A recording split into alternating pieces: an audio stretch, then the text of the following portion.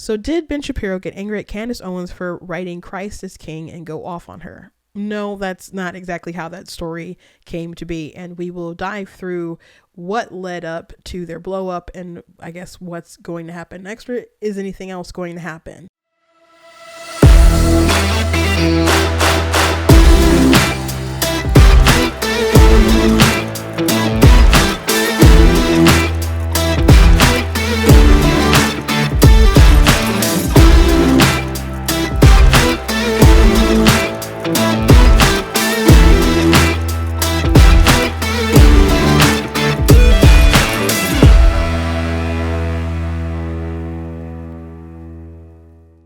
So before we jump into it, my name is Christina with Black Tea News. If you like what I do here, please consider subscribing and hitting the notification bells.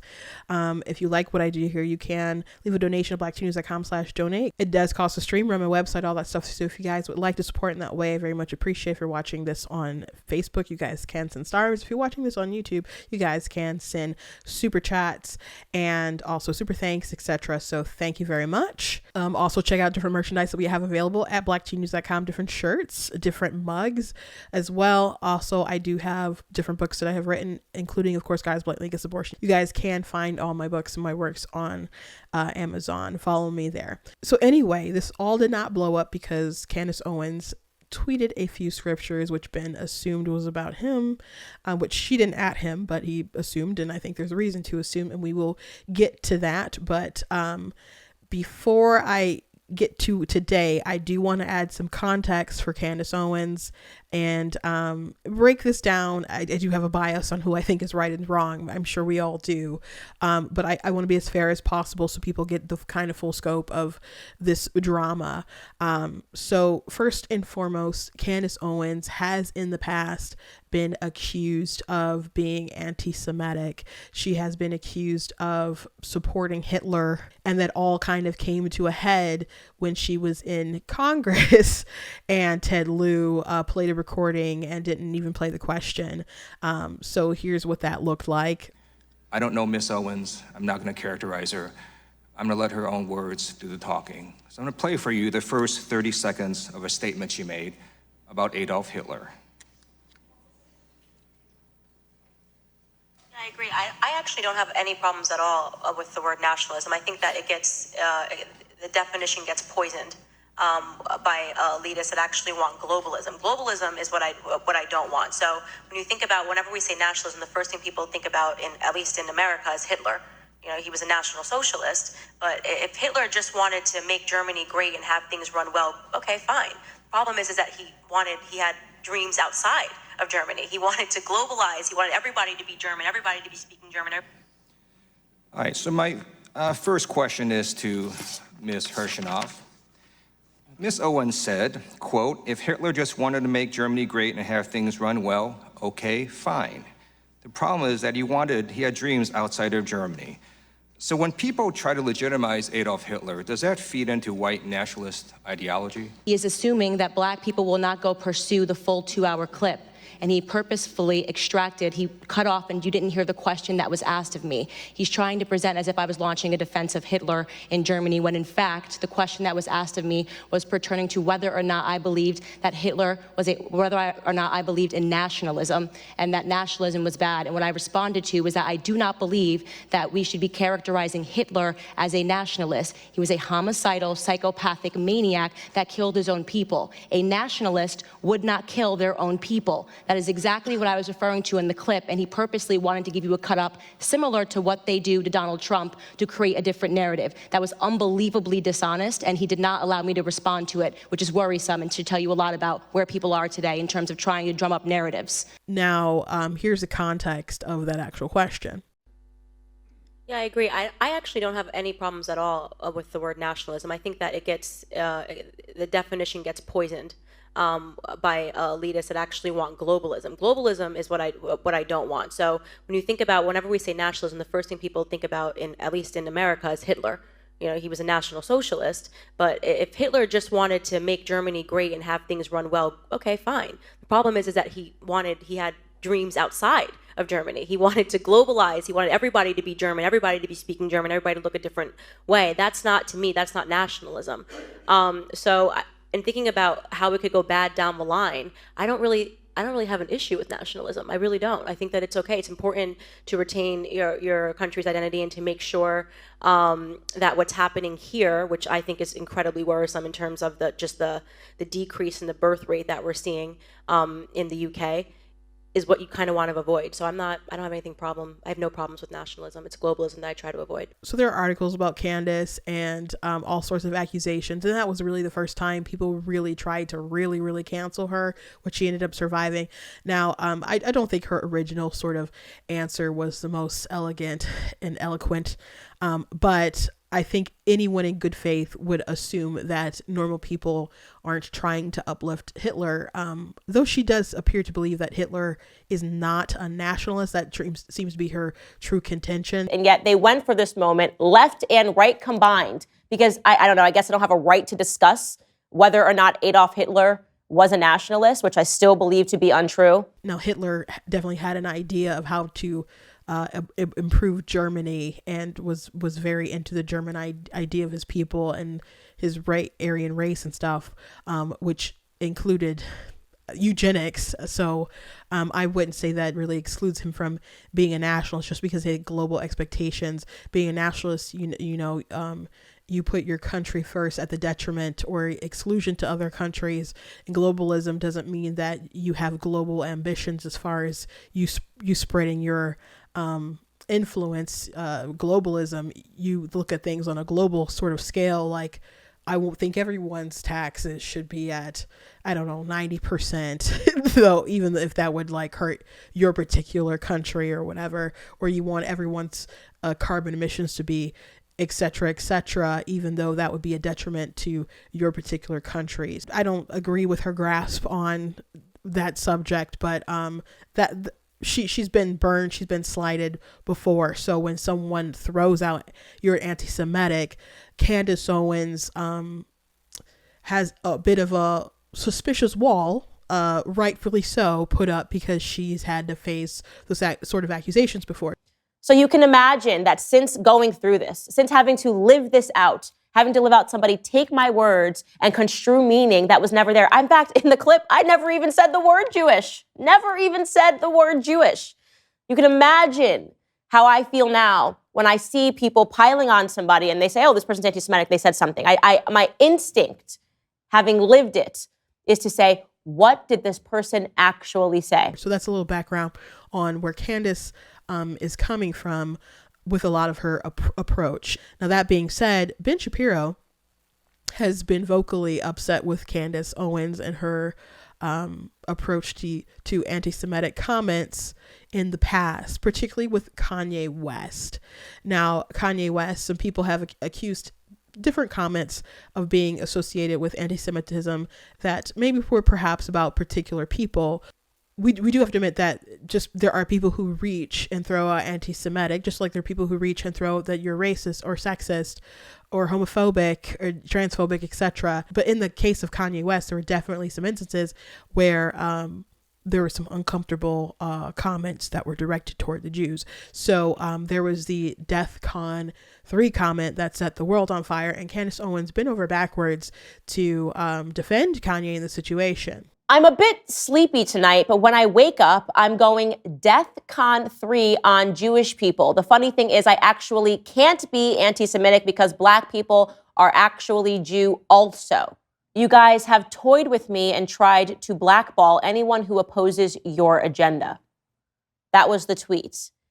And people subsequently demanded that the tweet be taken down for anti-Semitism. Now, if you are an honest person, you did not think this tweet was anti-Semitic. You did not think that he wrote this tweet because he hates or wants to genocide Jewish people. This does not represent the beginning of the Holocaust. That's if you're an honest person, you'll meet that. You will admit that, right? If you're an honest person, when you read this tweet, you had no idea what the hell he was talking about.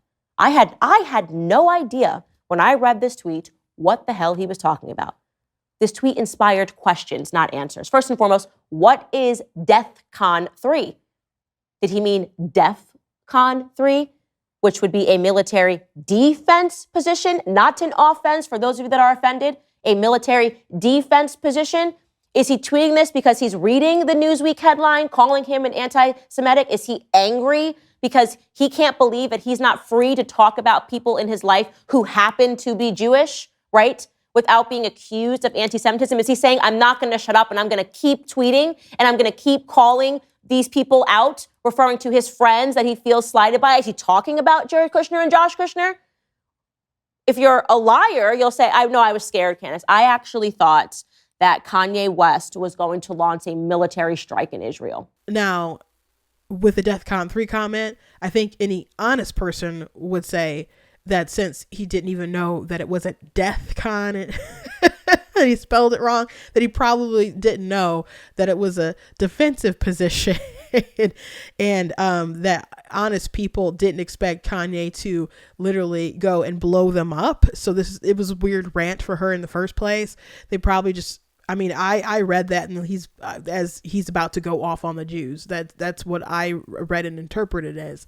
So Kanye, there were some particular people in his life who were Jewish who betrayed him or whatever that I guess he had that directed toward, but he did throw out a general go DEFCON 3 on the Jews. So it's not unreasonable for people to have a bit of the reaction that they had. What he said is pure rote anti-Semitism, whether he is talking about DEFCON 3 to Jewish people, whether he's talking about blacks are the real Jews. This is all anti-Semitism. I do not think it is possible to defend that as not anti-Semitism. When it comes to Candace's defense of those remarks, I think Candace is dead wrong on what she said.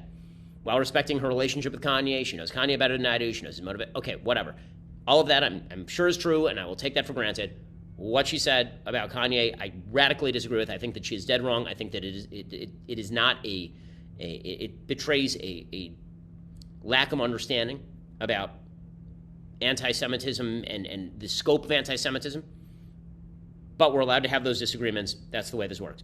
I think his line was that Kim Kardashian was a wonderful Christian mother of 4 black children, and then the Jews perverted her. And I seem to remember Kim Kardashian, before she was a beautiful Christian mother, doing some things. My friend Candace Owens is friends with Kanye. She initially gave a response. Candace is great, but she initially gave a response that I thought was pretty wrong, both morally and sort of logically. But we allow disagreement at the Daily Wire, even when I think that some of my colleagues are wrong. If she had said, let's put it this way, if she had said what Kanye had said, she wouldn't be working at the Daily Wire. She did not say what Kanye said. Instead, she defended her friend initially in a way that I didn't like, but that is not a fireable offense, nor do I even have the power of firing at the Daily Wire, which is why Michael Moll still works there. Ye himself said on Piers Morgan that his remarks were anti-Semitic and they were racist. And then he apologized for those remarks and said that hurt people hurt people. And so I was a bit confused why, despite him having said that and despite him taking ownership over his own words, people were still coming to me and asking me to say something bad about him in public. I just didn't want to take that bait because this is actually my friend, right? But I realized that a lot of people come to me because they see me as a leader. And I guess in that regard, they hold me in a higher view than I hold myself. Again, I'm just somebody who is saying the truth and calling things as I see it. And what I've realized is that while I have been a very strong and vocal friend of Ye, and I'm going to continue to be that, I haven't yet been a vocal friend to some people that have been tremendous friends to me. Just one example is Dennis Prager. Dennis Prager, when I called him and he wanted to discuss the situation with Ye, I didn't even let him get a word in. I just yelled at him. I was very harsh. I'll tell you what I said to him. I said, I'm not playing this game with the Jewish community again. Because people were starting to say, well, if Candace doesn't condemn Ye, then she too is anti-Semitic. It means that she's also anti-Semitic by association. I said, I'm not playing this game with you guys again, is what I said to him. I said, you've wrongly smeared me and libeled me as anti-Semitic in the past. You were there for that, Dennis. You were one of the lone voices that stood up for me when BuzzFeed intentionally pulled out a clip of me to make it sound like I was defending Adolf Hitler. And I said, despite that, I was gracious and I was understanding. And I made amends with people to help them understand what that conversation was actually about. I said, but the second time you guys are going to come at me with smears of anti-Semitism, no, I'm not doing it. I'm not playing the game with you guys. And do you want to know what Dennis did? Dennis did not push back at all. He said he understood, and he published an article in my defense. So essentially what Dennis did was he heard how I felt hurt by the Jewish community and how I was feeling hurt again by the Jewish community.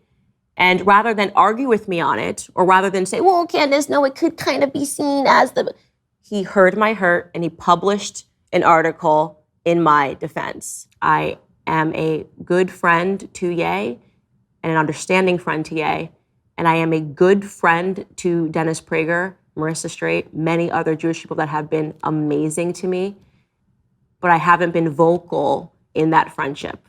And so I want to do that today. I want to say to those individuals who have been out there defending me while I have been silent, thank you from the bottom of my heart. It has meant the world to me. And so I want to, again, say thank you to all of you for understanding and knowing that the hurt that is coming from the Black community, which I can speak on, is this feeling that we have all been emotional slaves, this spiritual slavery that Kyrie Irving talked about, feeling like you have to choose between who you actually are and a paycheck, you know? And sometimes we push back on that in the wrong way, right? And I think Ye has been clear that he did that in the wrong way. I think the way she responded to Kanye, I've said this clearly, was dead wrong and morally wrong. What was her response? Her original response was that she proffered confusion of what Ye was actually talking about. And then she, was defending her friend. I wish that the way that she had responded was by saying, he's my friend, and also he said something bad and anti-Semitic. I wish that she had said that. Right, so Right away. But then Kanye pressed forward and did worse. But the thing is, when I said my children, the reason why my brain kind of blocked, because it's like God is saying, your children are going to be okay. Baby mama's got money, right? God is using me. He's breaking me down, removing all of the, richest person, all of this, so I can serve him. And the more and more those things are taken away from me, the more I can be empty and be a vessel and be able to be used. And right now, it's like, you're not going to take, if we can't, you're not going to take my pain away, right? The Jewish people say, it's the Holocaust, this happened, and you can't say anything about it. We can't take their pain away. No one's going to denounce the fact that they tried to lock me up. That's what, because every time I'm just holding stride, and it's like, I thought I was more Malcolm X, but I find out I'm more MLK, because as I'm getting hosed down every day by the press and financially, I'm just standing there. And when I found out that they tried to put me in jail, it was like a dog was biting my arm, and I almost shed a tear, almost, but I still walked in stride through it. Yeah. I think they've been extremely unfair to you. Who was they though? We can't say who they is, corporate can we? press. I'm not using I don't use the word as the way I guess you guys use. I'm talking about. It is them though, isn't it? I mean, because because when you think about it, consider it. In 2018. What do you mean it's not? What do I mean? Like, okay, so how about? Are you leaving? Are you referring to the press? He's gone. I'll say it right now. You guys want to bring that stuff up? And then think we're not going to have a conversation? Have the discussion. Like you think Ye's going to come in here and say, here's my pain, here's my suffering. I'm going to say, I hear you. And then he's going to say, and it was Jewish people. And I'm going to be like, okay, but don't you consider, it's like, I'm not going to do this. I refuse. Make sure he's cool. All right, go for it. Luke and I will have a conversation. So I can't say I'm surprised. What do I even do? Other than ask him, please elaborate on this. Are you referring to individuals, or are you quite literally blaming an entire group of people for the fact that powerful individuals are causing you harm? And then, of course, when he was on InfoWars talking to Alex Jones, he expressed his love for Hitler. Let me just say this in closing. I've done a lot of study. I think Hitler was a really bad guy, and I repudiate what Hitler did. I understand that the British intelligence set him up and used him. I like Hitler. I don't like Hitler. And I know you're trying to be shocking with that. I'm not trying to be shocking. I like Hitler. I do not. The Holocaust is not what happened. Let's look at the facts of that. And Hitler has a lot of redeeming qualities. So tell us, you think Hitler was the good guy in World War II? I think God says man should not kill. We should not have wars, period. None of us should be killing anybody. Ukraine and the streets of Chicago, all violence should stop, and we should all serve Christ. That's what I feel. And I feel like I love everyone accordingly, from all the way from the Balenciagas to the Hitlers. Let me tell you a story. Hold on, sir. Okay. To Ari Emanuel. And because Ye did an interview on Alex Jones, I was being tagged repeatedly in a clip of him saying that Ben Shapiro controls me. And what do you have to say for this? Oh, she can't say anything at all because Ben Shapiro is controlling her. Whew, let me take a deep breath here, because I think that there is probably no conspiracy that upsets me more than this one for a variety of reasons.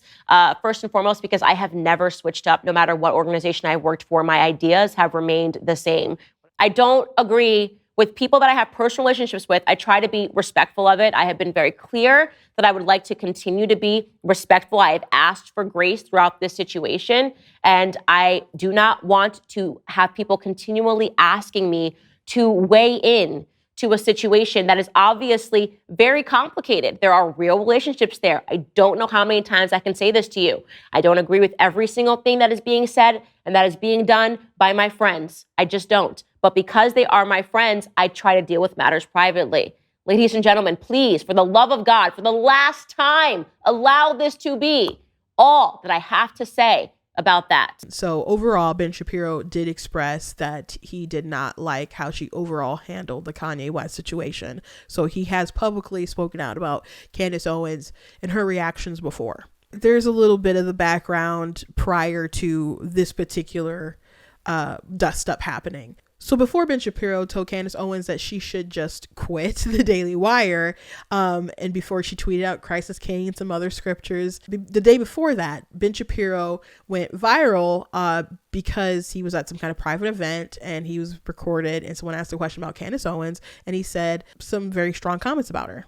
Yes, the question was about Candace Owens. I think her behavior during this has been disgraceful. Without a doubt. I think it's disgraceful.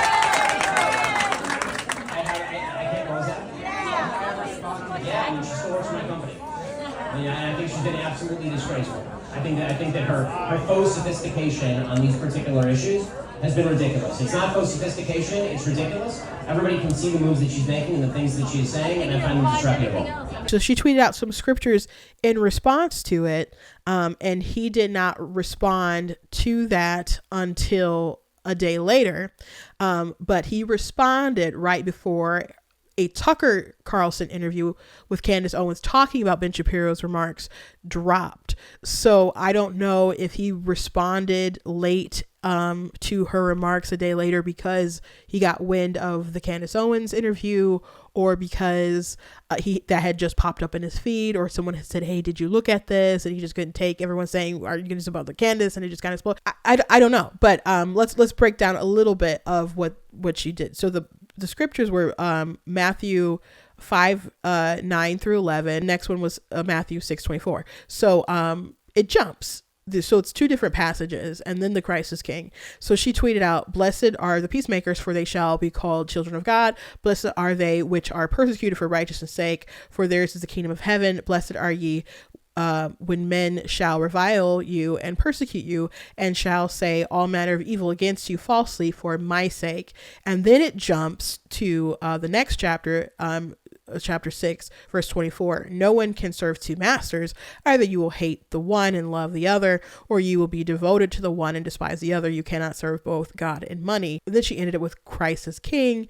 And then Ben Shapiro the next day said, Candace, if you feel that taking money from the Daily Wire somehow comes between you and God, by all means quit. Then she responded with, you have been acting unprofessional and emotionally unhinged for weeks now, and we have all had to sit back and allow it, and have all tried to exercise exceeding understanding for your raw emotion. But you cross a certain line when you come for scripture and read yourself into it. I will not tolerate it. Then she also retweeted Ben and said, you are utterly out of line for suggesting that I cannot quote biblical scripture. The Bible is not about you. And she should have said, this tweet is not about you, not the Bible is not about you. But Ben didn't actually say that you're not allowed to post Bible scriptures. Now, I have a lot of questions about why she tweeted what she did, because it did seem to be a reaction to people talking about you, particularly Ben talking about you. It's going viral. The timing seems suspect. I don't know if I can just believe that that she didn't have in mind when she wrote that. But does she think that she's being persecuted for Christ's sake? Because the takes that she's made has nothing to do with being persecuted for Christ's sake. So that doesn't really fit. And you could say, well, maybe she was just reading the Bible and she just thought of that verse and she put it up there. But the question is, why did she combine it with the verses from that next chapter about serving two masters and the love of money? People could question, are you saying that your job is more important, that you're not gonna let your job stop you from telling the truth, or that other people are serving money rather than serving God? Is there a dual loyalty sort of approach to the scriptures? So there's a lot for Ben to speculate if he was upset and was reading himself into it. And I think most people probably would. I think most people probably did. And people saying that, oh, he's just so bad because he saw Christ as king without some other context is kind of crazy. And people are saying that she went on Tucker, she had a classy response and etc. I would say that. I'm not going to respond with the same ad hominem attacks. Yes. I don't think it helps further discussion. And if that was me that was caught on a video saying that about colleagues that I work with, I would be embarrassed. So I think that the video speaks more to Ben's character than it speaks to mine. Has he texted you to apologize or explain or anything? No, nothing. I haven't heard a single word. It just was sort of something that he said. And you know what? Ben and I have many disagreements, so I don't think that that's particularly something that's interesting. Which he said that he had been acting unprofessional and emotionally unhinged for weeks now. I think he's been understandably emotional about the events that have unfolded. But her saying we have all had to sit back and watch you and allow this, but it's too much now. She's not only speaking for herself now, she's bringing other people into it as well. And did she do that with their permission? Who is we? She should have kept this as an I thing. So it makes it seem like other people are talking about him, etc. Blah, blah, blah. It's messy. This is like some messy internet drama right now. Now, Rush Limbaugh, once upon a time, used to do something that was called media tweaking. So he would say something on the radio show knowing that the media would pick it up. And when they picked it up, he'd get his stack of stuff. He'd read about how the media responded to the thing that he basically planted for them to respond to. And he'd laugh and say, oh, I can manipulate them, etc. Blah, blah, blah. So I think Candace does media tweaks too. But instead of Rush like laughing about it, and owning up to it, sometimes Candace just plays games like she didn't mean to get the reaction that she meant to get, or she's surprised that she got that reaction that she got. And I think these tweets are intentional for some kind of reaction, regardless of the fact that she didn't at Ben directly.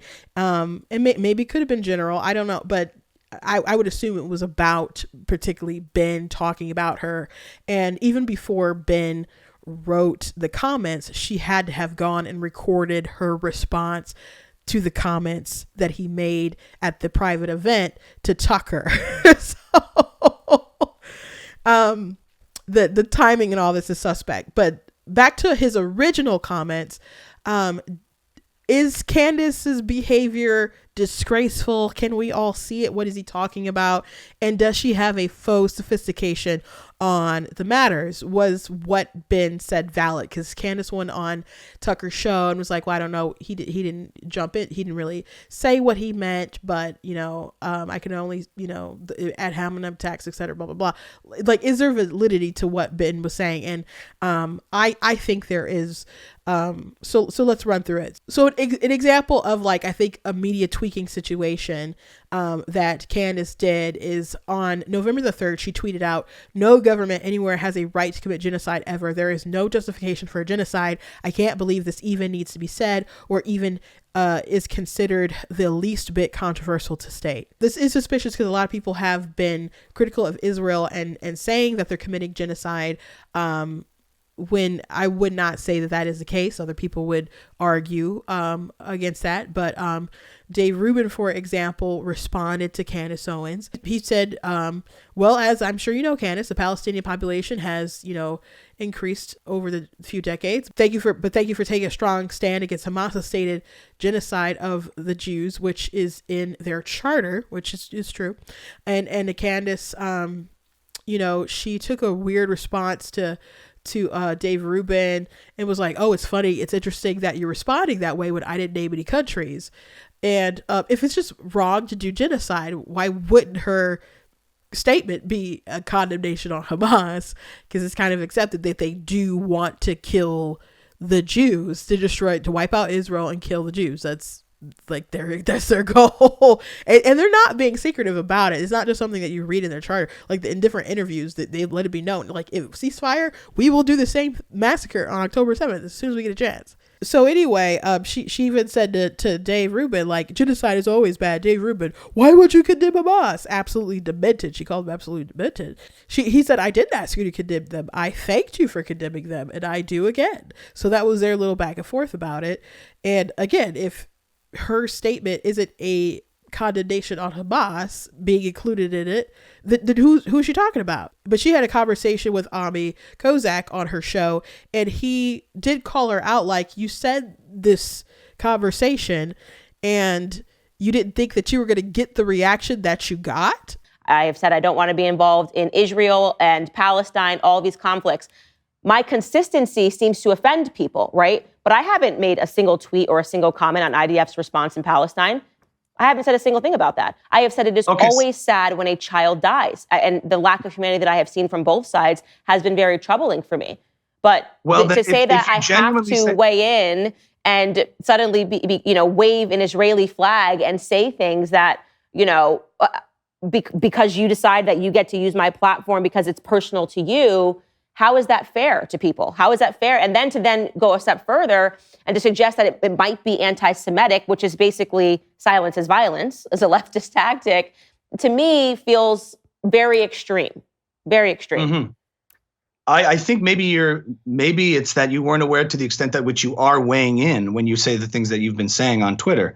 For instance, even in saying, like, if a year ago or out of the context of October 7th, you had made that statement about genocide, fair enough. But did you really not think, given the accusations of genocide being leveled against Israel continually by the far left, which is completely nonsensical, when in fact it's the Hamas charter that specifically explicitly calls for the annihilation of Israel and Jews worldwide, and yet they're leveling at the Israel side that they're trying to commit genocide. For you to say a statement like that without any contextualization as to where it's coming from, it's surprising to me that you would be surprised by the response and not thinking it's just a provocation or a contrarian sort of stance. Candace Owens did tell Norman Finkelstein in her interview with him that she was referring to Brian Mast, which she could have just literally just said that in the tweet thread. She could have literally just said that to Ami. But she told Norman or whatever. I don't think it's a contrarian stance to say that genocide is always wrong, no matter what government is calling for it, especially when it was just a few tweets away from when I stated that what Brian Mast said was wrong and abhorrent and should be condemned. And I still feel that what he said should be condemned. Let's just play the Brian Mast tweet that I was, ranting about, because it's just shocking to hear someone pretend that there are no civilians in Palestine. That's not even a claim that the Israeli government is making. You can argue whether or not. Quite the contrary, we're saying that the civilians in Palestine are being used as windshields. Yes. So Brian Mast's statement was extraordinary in that he was the first person to suggest that there were no civilians, and that was insane to me. And I had tweeted leading up to it about Brian Mast and how wrong what he said was, and I literally said that it was genocidal. This is genocidal language that we're starting to see. And I do want, in case people didn't hear what Brian Mast said, which I am being critical of my own government in this circumstance. Let's just roll the clip really quickly so people can hear what he said in Congress. As a whole, I would encourage the other side to not so lightly throw around the idea of innocent Palestinian civilians, as is frequently said. I don't think we would so lightly throw around the term innocent Nazi civilians during World War II.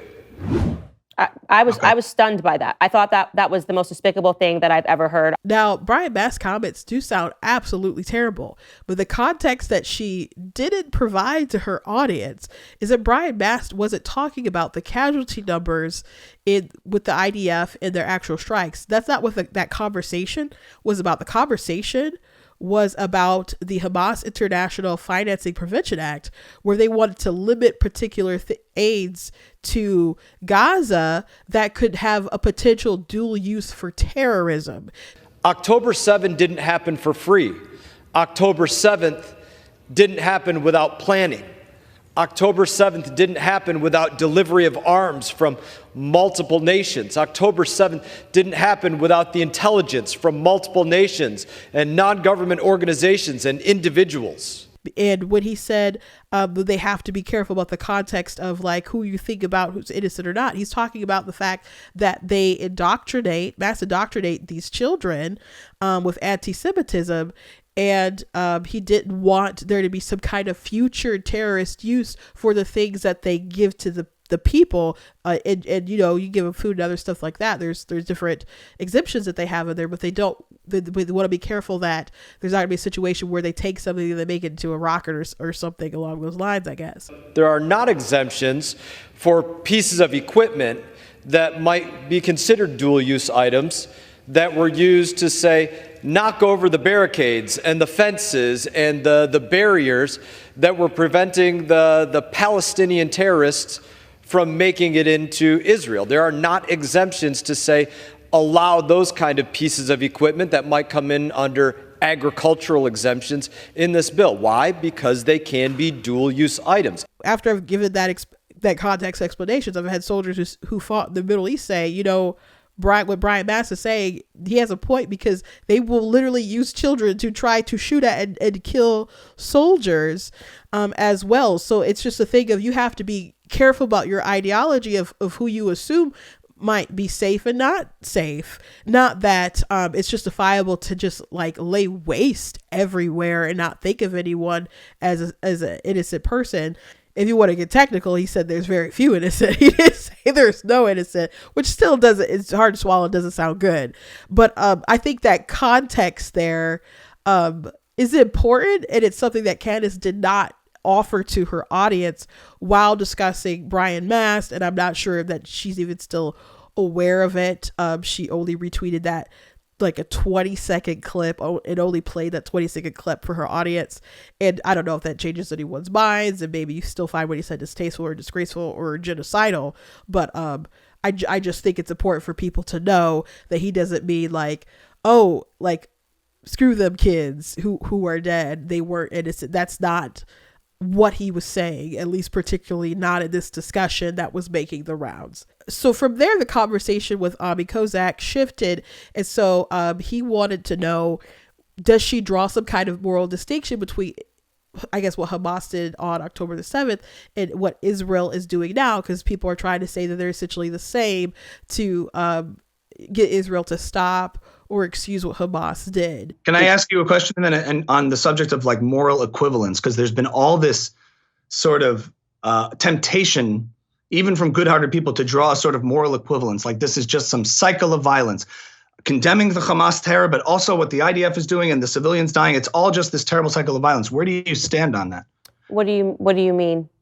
Sorry, if you could just clarify what you mean. Yeah, do you draw a moral equivalence between what happened on October 7th and what Israel's doing in response?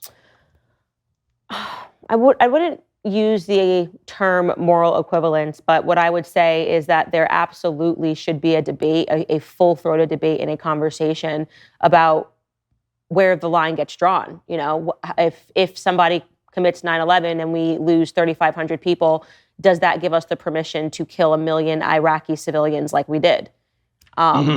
And I think that that's an academic discussion that should be had. In the case of 9/11 that you brought up, I mean, it was a lot more amorphous and unclear who the enemy was, where it was located, who was supporting it. In this case with Israel, it's right next door, and they know that these regimes have been built up by Iran over the years and have continually attacked Israel for decades, and Israel has constantly faced existential threat. It's very clear where Israel's enemies lie and what Israel and who Israel has to fight in order to defend itself. When we are unclear on the moral difference, then what that risks doing is confusing murder and self-defense, confusing aggression and retaliation. And those are huge dangerous moral mistakes to make. It's tragic what happens in war when innocent people die on both sides. But one has to look at accountability.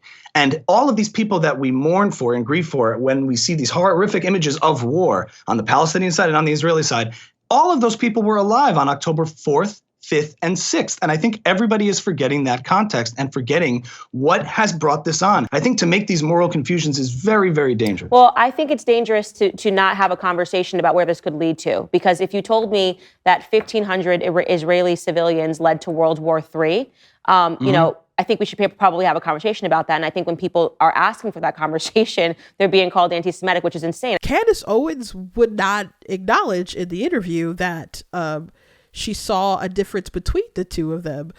She just shifted the conversation to she wants to make sure that we have conversations that it doesn't lead to World War III, which I think is fine, and a good conversation that we should be having about how far will this go, and how many lives are we willing to risk, how much money are we willing to put into it. That's where those are conversations and assessments that are worth having.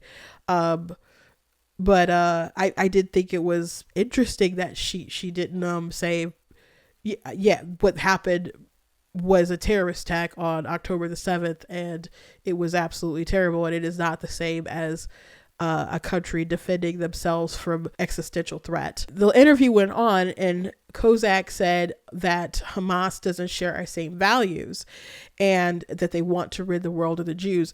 And so that's when Candace Owens said the thing that I think was the biggest red flag in their conversation. There's a moral standard here. We got into World War II also, and World War II was a terrible thing, but we had to defeat the Nazi regime for the sake of humanity. We both, I think, would agree on that. Yeah. So to be an isolationist in principle, I mean, I would want a world of trade and prosperity and peace. But if you have regimes that don't believe in that and don't have those values, like Hamas, like Iran, they don't believe in what you believe in, what you and I believe in, coexistence, peace, trade.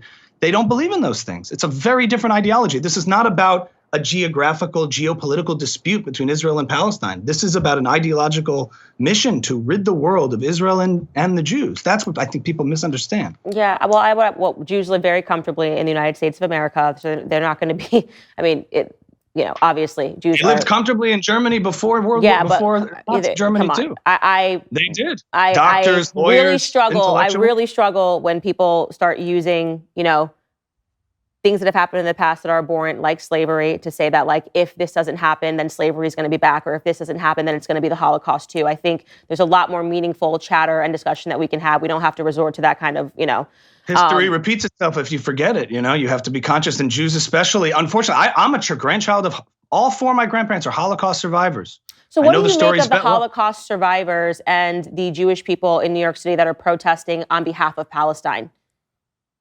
That's a great question.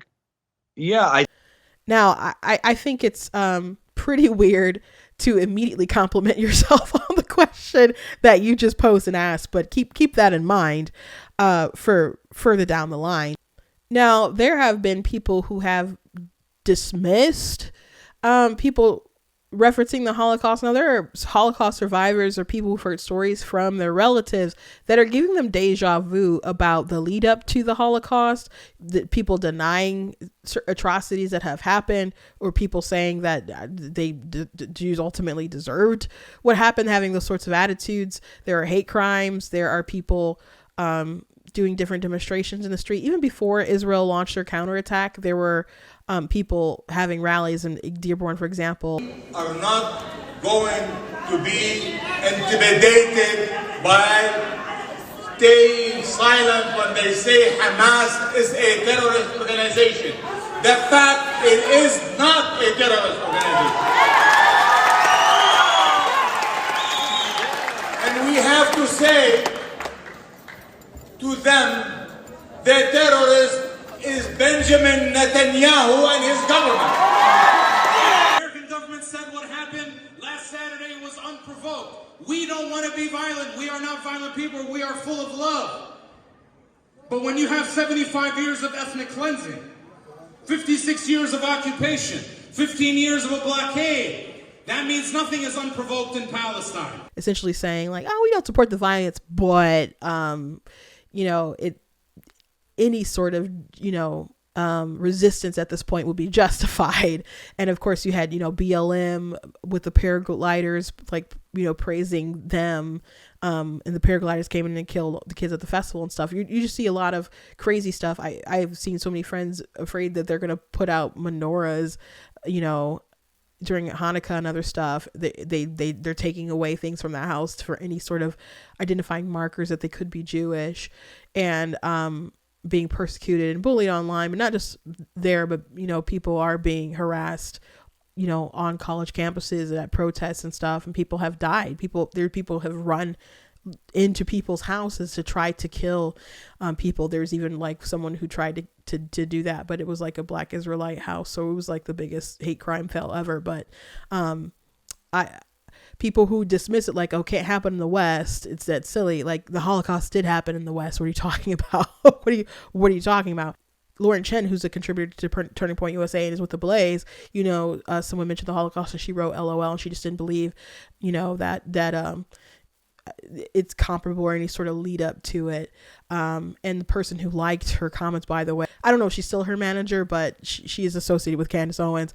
So anyway, the next part of the interview that went really viral is Almi tried to talk about how Israel, is a bastion of freedom and it believes in democracy, etc. And Candace Owens tried to debunk that by comparing it to the Jim Crow South. Arabs in Israel probably live best than many other Arabs in the Arab world in terms of protections of individual rights and freedoms, and a bastion of Western democracy and liberal democracy that we hold dear. For it to get the scrutiny and the obsession that it gets calls into suspicion this feeling that this is more than just being critical of policy. Have you been to Israel? I'm assuming you have. Many times, yeah. Many times. Have you been to Jerusalem? Yes. Okay, so one of the things that I'm trying to understand, because I've been as well, and when people call it, this bastion of freedom, or it's just like America, it's not the sense that I had when I was there. And again, we had talked earlier on about how our own experiences obviously color our opinions. And I grew up, at my grandparents' house. My grandfather grew up in a segregated South. And so when I'm walking through Jerusalem and they say these are the Muslim quarters, this is where the Muslims are allowed to live, that doesn't feel like a bastion of freedom to me. So I guess. Oh, I don't think it's where they're allowed to live in Jerusalem. I think it's that there's an Armenian quarter. It's not saying the Armenians can only live here. It's that there are communities, just like there's a Jewish community in Jersey here, and there's a Muslim community in here. I don't think, to my understanding, it's not restrictions within Israel proper. Where I think it is where they I think it is where they have. I mean, at least that's what the rabbi who was taking me around. He said, these are the Muslim quarters. So this is where the Muslims live, but he didn't say anything about legally saying they cannot live in other places within Israel proper. I mean, there's Israeli Arab citizens that have full rights. Israeli Arabs. I'm only talking about Jerusalem, so I haven't been to Tel Aviv or anything like that. I'm just talking about particularly. Jerusalem itself as a city has a division in it where the Green Line divides, and there's East Jerusalem. That's maybe what he was talking about, not the Muslim quarter, but East Jerusalem.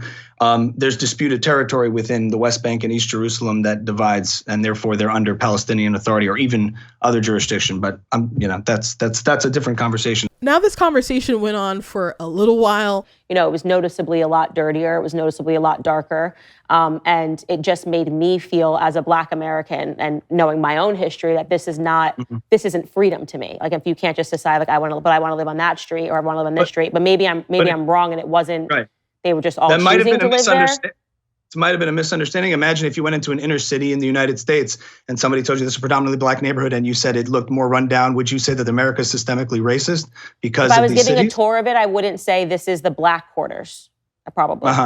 Or this is a Black neighborhood. Now, a lot of people took this clip and really mocked Candace Owens, and I think rightfully so, comparing it to Little Italy. The people were comparing it to Chinatown and other stuff like that. It took her a while to accept that maybe she was wrong. So the issue at this point is that Candace does seem to have some kind of bias built in that she's trying to prove. Like, she tried to debunk his point about them believing in freedom as she compared them to the Jim Crow South. So the next day on her show, she actually talked about this interview and people's response to it. in a rant about why Israel is losing support. I really do believe that leading up to this moment, way before October 7th, pro-Israel was already losing the crowd. And what I mean by that was there was a fatigue that has been setting in culturally in the West with claims of anti-Semitism. I've been wrongly smeared and labeled as anti-Semitic too many times. And so I think what you hear is people that no longer want to engage in the conversation. It's a perfect demonstration of exactly what I'm talking about. Yesterday, as I said, we had that really great conversation between me and Ami where we talked about our experiences. And I spoke to him about how one thing that I was confused about was when I went to Jerusalem myself and I saw this anger and this angst between the Jews and the Muslims. And I was shown that these are the Muslim quarters. And we were talking about whether or not they are required to live there or whether or not they choose to live there. Very confusing if you're somebody who's, walking through this, and how it didn't give me the sense of freedom and collaboration between these people. And the pro-Israel lobby excerpted that clip and is now calling me stupid for asking the question. She wasn't just asking questions. She made an accusation. And it's okay to ask questions about things you don't know about. But for example, when Donald Trump mentioned at a debate with Joe Biden, when they asked him but there's kids still separated from their families, he's like, well, not all these kids came with their families. They came with coyotes. If you don't know what a coyote is, I don't begrudge you for not knowing that. But there were tons of people who were mocking Donald Trump as if he was a moron because they believed that he meant an animal, like the animal coyote, as opposed to like a trafficker was bringing kids over the border. And there were an alarming amount of tweets. At that point in time, I was like, oh, I'm really grieved and afraid for our country. And again, it's okay if you don't know something, but the assurance to just assume that the other person is just so wrong. And then they're passionately ignorant about the issue. And when you get caught with that and people mock you, maybe it's okay to take the L on the chin. But this is something that Candace is kind of rewriting history about. And she also mentioned this in her interview with Norman Finkelstein about how people try to act like she was stupid. Well, you said something that was untrue very confidently that you kept defending. So just, you could take that L with the humility because it wasn't just a question. It wasn't posed like just a question. And her commentary on that situation, I've seen anti-Semitic people repost that on social media. And so her words are being amplified by, different people who say Israel has no right to exist. And they're very glad that America is going to leave them stranded. So if you look at it from Ben Shapiro's perspective, who has been the number one target of anti-Semitism online, he's built the Daily Wire, and he's concerned that this voice, a part of this company that he built with his best friend, is giving ammo for these anti-Semitic people to really hoist their position up and give them more credibility. Well, I am here today to endorse Nikki Haley for president of Israel. I think she's earned that. I think Bibi Netanyahu is going through a very bad time right now. Support for Israel has virtually collapsed socially. If you're paying attention to the trends and you're paying attention to what people are watching, you're paying attention to the protests. And the one person that I think is capable of getting it back is Nikki Haley, with enough money from foreign interest lobbies. I can understand that eating away at Ben and making him be upset and feeling that it is disgraceful. I can totally understand his perspective on the matter. I can understand Candace, apprehension to different remarks that people are making. I can understand plenty of her questions, but to pretend like she's just like asking questions and as if she's neutral in the matter and is not kind of promoting a particular bias or opinion on the matter it's just not accurate. Now, Candace also got into a spat with Megyn Kelly over the blacklist. So Harvard, immediately after the October 7th massacre, wrote a letter in solidarity saying everything that happened was solely Israel's fault. And different employers did not like that, particularly Jewish ones, and they said they want the names of those kids who publicly signed on to this thing, or the group signed on to this thing, and they were like, we don't want to hire these people. Donors started pulling their money, etc. And Candace Owens thought it was wrong to have a blacklist of sorts, and she's like, I'm glad that I never made it on any sort of conservative blacklist. And she's compared that to like BLM stuff and how she used to be pro-choice and you know, etc. But I don't really think it's the same. And she's also talked, her and Tucker Carlson got into a conversation about, oh, like, it's fine if you don't want to put your monies in these universities, but where were you when they were, you know, talking about races, when they were saying anti-white racism kind of stuff. I agree. Yeah, I get why donors are mad. Imagine, and, yeah. By the way, I support donors giving money to things they agree with. Yes, I support that. I strongly do. Yep. The part that, and so I had no problem with that at all. Same. You don't like it, don't pay for it. Good for you. However, then I thought, well, wait a second. If the biggest donors at, say, Harvard have decided, well, we're going to shut it down now, where were you the last 10 years when they were calling for white genocide? You were allowing this.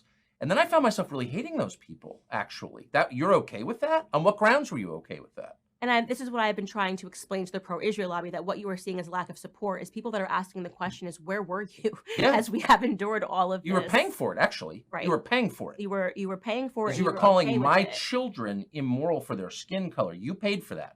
And so why shouldn't I be mad at you? And I think that the people should have acted sooner, of course. Like, it's better late than never, but they should have acted sooner and not promoted or funded particularly heinous stuff.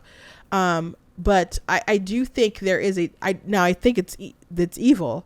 But I do think there is a slight difference with people saying things and pushing particular ideologies, and there being actual victims and saying, you got what you deserved. It's your fault. You're dead, essentially. When you're employing someone, the worst thing you can have are people who don't know how to properly assess blame and take accountability. And people not even saying like Hamas, yeah, they have agency and they chose to do this evil thing and they should be blamed for this thing. They're like, no, it's the occupation, it's all this stuff that Israel did. And basically the message is they got what they deserved.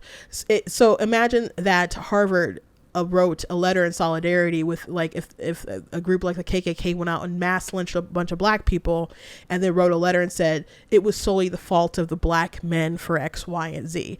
That would be pretty egregious. So we're not talking about ideological stuff, or words, or and ideologies can be very harmful and lead to some violence and other things like that. But we're talking about actual victims who were killed. Not just killed, like brutally tortured as well. It's fine for her to have the opinion on, you know, and not think there should be blacklist one way or another, but I think if you're an employer, why wouldn't you want to be like, nah, I don't want to hire this person, and get information to, I don't want to hire this person, you don't hire this person, that's fine. Like, I think that's totally within their purview to do that. But her spat with Megyn Kelly, it got pretty catty. And then Candace tried to pretend like that she was taking the high road, and Megyn called her out for it. So that thread was pretty feisty, pretty interesting. But I don't know how much that was on Ben's radar for Candace's behavior or whatnot. I think the Ami interview was like the worst thing that happened. Like, I think Candace felt pretty good about it after it happened. And at the end, she's like, well, I hope you thought that I listened to you entirely. I don't buy that you think everybody's anti-Semitic. I don't buy that you think I'm anti-Semitic. Right. I wouldn't say that I would say she's anti-Semitic, but on a scale, if it was on a scale of like Candace being anti-Semitic and not being anti-Semitic, and we're somewhere in the middle, like I wouldn't have moved the dial over to the not anti-Semitic section after the interview, because there was just some moments that were really questionable. Like, every time I talked to someone about the Jews do very well in America comment, their mouth would drop. It was just such a bizarre response, and I think maybe she realized it wasn't a good take as she was saying it, because she was kind of fumbling with her words a lot. So anyway, after this interview with Ami, Ben Shapiro's words emerged, and Candace Owens said her tweet in the next and sometime between then and Ben's tweet, she had to have recorded her response to Ben Shapiro, and Ben Shapiro tweeted at her right before Tucker's interview dropped or whatever. And I don't know if the timing was because he knew it was about to drop or he'd just seen it or whatever. But she responded to him. I question why she picked those scriptures. They were both from different chapters, and what was her overall goal? Like if I was preaching about joy or something, I might pull from different verses throughout the Bible and different chapters to make a point because they're all like within the topic I'm talking about. But I have a stated goal in mind and a message that I'm trying to get through to the audience. So she had a particular mindset when she combined them and put them to the page. If it wasn't about Ben, I'm very curious what it was about. So you could say, oh, people are just reading into her comments and what she's saying. Yeah, people are definitely reading into it. And I don't think it's completely out of pocket. Now, of course, Ben suggested that Candace quit. Now, Candace let it be known on Tucker that Ben Shapiro doesn't have the power, I guess, to fire her. Just for clarity, because I really don't know, is he your boss? I think there's a lot of misunderstanding about Ben's involvement. He's not the CEO of the Daily Wire. He is not making the day decisions of the Daily Wire. And I do want to make it very clear because people are like, how could you possibly save Daily Wire after this? I have a very good relationship with the co-CEOs of the Daily Wire. Especially right now, the acting CEO is Caleb Robinson. He's a wonderful person. He's worked very hard to be where he's at. We have a lot in common that we connect on. And so people don't get to see that, which is unfortunate. Ben lives in Florida. He's not a part of the day-to-day movement of the Daily Wire. The rest of the hosts have their shows situated in Nashville. So we see each other every day. We talk. There's great camaraderie. And there's actually more agreement. There's actually a lot of people that are, as I describe myself, just pro-America first. She let it be known that she seems pretty firm in her position. At least that's it. That's the take that she gave the audience. She also complained about how the media has reacted to certain people with accusations of anti-Semitism. She mentioned Charlie Kirk and Thomas Massie and stuff. And there's a group that came particularly for Thomas Massie, and they have an intended purpose to kind of push people to lobby to get a certain yes or no or support out of them. I don't think going after Thomas Massie is fair, though. I don't think that Thomas Massie, the way that he said that something that he voted against, for example, was a ban on free speech, and it wasn't a ban. It was more like a group condemnation of speech. So he's not exactly explaining things accurately. He was against particular funding, so people were mad at him, and throwing out that he's anti-Semitic, I don't think is appropriate. She made the case that Charlie Kirk is very pro-Israel, and people still lodged accusations at him. Now, Charlie Kirk, though, he very quickly after the massacre threw out some pretty strong conspiracy theories about what happened. The last 9 months, Israel is on the brink of civil war. It's not an exaggeration. This judicial stuff, there were hundreds of thousands of Israelis taking to the streets because Bibi Netanyahu was basically redefining the Israeli constitution. That's not an exaggeration, right? He said the judicial branch has too much power. There were protests planned this week against Netanyahu, where they anticipated tens of thousands of people to take to the streets. That's all gone, Patrick.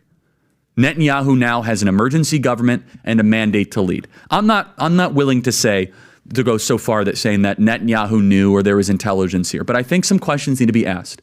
Was there a stand down order? Was there a stand down order? 6 hours? I don't believe it. Now, a lot of people have a lot of questions on how this could happen, and those conversations need to be had. But a stand down order is pretty extreme to throw out there, especially on a huge podcast like that. But people have also not just been talking about Charlie Kirk, but also Turning Point USA, because they've found certain people within the organization who are associated with it in some way or another that's made comments that are questionable, things that people would view as anti-Semitic, saying the Jews killed Jesus, which I wish people would stop saying that. I mean, Apostle Paul loved his Jewish brethren so much that he was willing to give up his salvation to see them come to Christ. So this like animosity or kind of feeling toward the Jews for doing something that Christ himself said he laid down his life to do for our salvation is not appropriate. That's not a appropriate club to beat your fellow man with. You should preach the gospel to whoever who will hear it, whoever who will receive it. But you should pray and grieve that they are lost, not use it as a sneer and a slight toward them. That attitude is just really disgusting. And then of course Lauren Chin, I don't know how associated she is with Turning Point USA, but according to her, she's contributed, but she's elevated people like Nick Fuentes and just really had some bad takes, like the LOL to the Holocaust thing. And by the way, I think Tucker's also had some strange takes. Like they keep talking about America first, America first. There were Americans that were like kidnapped as well and killed that day. So I don't know why we don't talk about them a lot. There's also, I can't help but notice that your views reflect mine, I would say pretty much. I'm an American. I was horrified by what happened on October 7th. I also think it was pretty strange. I don't really understand how it happened, but innocents died and that's awful. And I hated watching that. And I feel so sorry for the Israelis who were killed. However, there's an emotional response that is disproportionate, I think, on the part of some commentators. I mean, our country's being invaded right now by millions of young men whose identities we don't know, who probably don't even like America, and they're now living here. Over 100,000 Americans die every year of fentanyl. I've known a couple. Those are real tragedies. I've never seen anything like the emotion from any commentator around those tragedies as I'm watching about a foreign tragedy. I think that's odd. I'm not aware of conservative people on the right who aren't concerned about the border, who aren't concerned about fentanyl and all this kind of stuff. But the horrific sort of murders that we've seen, like, we're not supposed to care and talk about those sorts of things. And I think it's not just the fact that it happened, the reaction to it happening, and the calls for the decolonization, the ideas that the oppressor got what they deserved, and any sort of resistance to the oppressor is justified, no matter how horrific and brutal, is concerning, because many people here in the US, you know how many times I've heard like people call white people colonizers and all kinds of stuff. So, and we've seen violence erupt in our streets during the BLM riots, and people are like, this is the voice of the unheard. And basically people deserve to be able to act any sort of way because of systemic racism, etc., blah, blah, blah. So this is pretty much a mental disease that has infected our society. So beyond the geopolitics of it, as Ami was talking about, the lack of moral clarity is pretty dangerous. So I think that's why, I mean, I've talked about it quite a bit, and other people continue to talk about it as well. But the last big move that Candace made that I think was the biggest, like, double finger to Ben, she had Norman Finkelstein on her broadcast to talk about the conflict. Now, she said she just wanted to present like a balanced sort of view. So she had Ami on, who's a comedian, by the way. He did a great job having a conversation, but it wasn't a debate. He was just, saying his piece. And to me, like, effortlessly made Candace look like a fool. But that was just because I think some of her takes were just foolish, and it just became evident. He wasn't trying. He was just trying to have a conversation. So she had on this academic whose family was in the Holocaust. So go back to that. That's a great question from Candace. So she found herself a Jew who's against the war and other stuff like that. So I was hoping that Ben would respond to her video. But Ben Shapiro was asked at an event, about Candace Owens. Any comments on the Candace question? Certainly on Candace.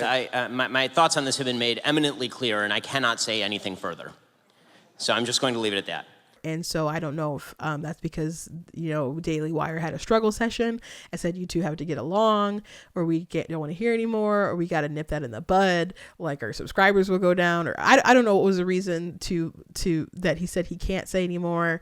I don't know if it's something with contracts going on, if they're like, no, we have to keep her. I don't know how long her contract is going, or if it's already been talked about renewed, if they want to keep, I don't know what kind of reasoning there is for that, but I did think it was an interesting response, because not that he's done talking about it, but he said he can't talk about it. And I wanted him to do like a rundown of each sort of thing that they talked about, because I watched it, and I guess maybe I will do a response to it because I think it's worth responding to, and someone should do it. But Norman had some very interesting takes. The day of the massacre, the blood wasn't even dry yet, and Norman wrote on his Substack, better to die on your feet than live forever on your knees. For the past 20 years, the people of Gaza, half of whom are children, have been immured in a concentration camp. Today, they breached the camp's walls. If we honor John Brown's armed resistance to slavery, if we honor the Jews who revolted in the Warsaw Ghetto, then moral consistency commands that we honor the heroic resistance in Gaza. I, for one, will never begrudge. On the contrary, it warms every fiber of my soul, the scene of Gaza's smiling children as their arrogant Jewish supremacists, oppressors, have finally been humbled. So another you got what you deserved sort of take. People were beheaded, which Norman doubts. I saw a video of them trying to behead someone. So I don't know how Candace, who did not respond to that, didn't see that video since it's been played on the Daily Wire. But I don't know how Norman, who's a truth seeker, didn't see that. But can't see find everything. He doubted that women were raped. There was lots of different reports about women being raped, the terrorists instructing to rape women, different medical examiners talking about broken pelvises or semen on the women. I just don't understand why he finds that so hard to believe, since he apparently thinks that you shouldn't judge them regardless because of how their oppressors have treated them through the years. But Candace certainly didn't say anything about what he wrote on a Substack, and the lack of moral clarity from Norman on who was right and who was wrong. It was like he stripped all the agency from the terrorists who committed the terrible attacks because of how they were treated by the Israeli government. And there was really a moral equivalency there. He kept referencing things back to playing to her emotions and everyone's emotions to slavery in America and slave rebellions and so on. He said, for most people, it is very easy to condemn Hamas as despicable murderers, etc. I think this is more complex moral question. How do you morally evaluate the actions of most of the militants who rushed through the gates of Gaza's border to Israel, born in a concentration camp, who have spent their entire lives in this concentration camp from day one, a place where the world's most densely populated area, with a length of about 40 kilometers, 25 miles, a diameter of 5 kilometers, 3 miles, is locked in, where no one can enter or leave, with very few exceptions, with no job opportunities, no future. You are caught in a black hole. You have no past, no future, no present. So things are either right or they are wrong. Everyone's got reasons. Hitler had reasons.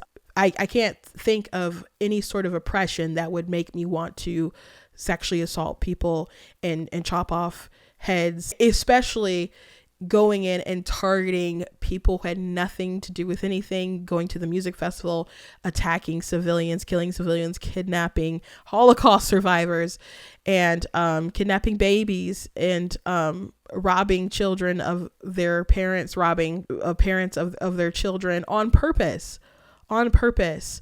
And it is not the same as attacking military targets and to the best of your ability trying to get people out and not being able to get every innocent out because the enemy uses them as human shields. And I guess I will maybe address more of what Norm said later. I was like, Ben's gotta say something about all this. And it's funny going through the comments of like Candace Owens' video with him, because so many people are like, oh, I don't usually agree with Candace. I can't believe I agree with Candace on this issue, etc. It's because there's a lot of like commie loving folks. These people don't agree with her on, objective morality and liberty and all sorts of things that we stand for. But when it comes to this particular thing, they're on board. It's kind of like when critical scholar has a hot take on Christianity, and you see all the atheists in the comments just like so excited, even though what they said was like garbage and leading people further away from the truth. That's happened after Ben's tweet, and it's something that I don't know if Ben is allowed to comment on, but it was the fight. And people have commented on the internet and other places like this is a big in your face to Ben, having this guy on who Ben considers, I haven't heard him talk about Norman, but allegedly considers him to be like a self-hating Jew. To say that Hamas, they're just like they're freedom fighters, who are reacting to the oppression of the Israeli government and keeping people in Gaza closed off, which they keep them closed off because they elected Hamas, and the reason why there's not more dead Jews right now is because they have the Iron Dome, but they keep shooting rockets at them. By the way, they have the right to defend their border and to try to protect their people and so on. And we can debate about the methods, and I don't really want to sit up and be the comms director of Israel. That's not my intention. And I'm not going to stand up and defend every single thing that they've ever done. That's not my interest or my intention. But Hamas doesn't care about their people. They're not attacking because they care about their people and they want them to be governed well. They've literally said like it's not their job to take care of them. They think the United Nations should do that. They don't care about them. They don't want them to use their tunnels for protection like the Israelis have bunkers for their people. They're like, there are terrorist tunnels. They don't belong to the people. They take the food. They keep people from leaving because they want them to be human shields. And they've said that they will continue attacking. Their goal is to wipe off, to run for the river to the sea, to run the Jews into the sea, to end Israel, to have it be Palestine, but to the Jews to not exist. And they quote from their their holy books or whatever it's an ideological war to end the race of the Jews. So and those who would help them. So it also extends to their allies, and I would assume that it would also mean me as well if they had that opportunity. So for people just pretending that they're freedom fighters and who are just trying to do right by their people, it's just not the truth. So overall, I think that Ben was just in his assessment with Candace Owens and her take. I think she does have a faux sophistication on the matters, and I think that she some of her comments have been very questionable, and some of her behaviors I would say disgraceful in my opinion, but those are just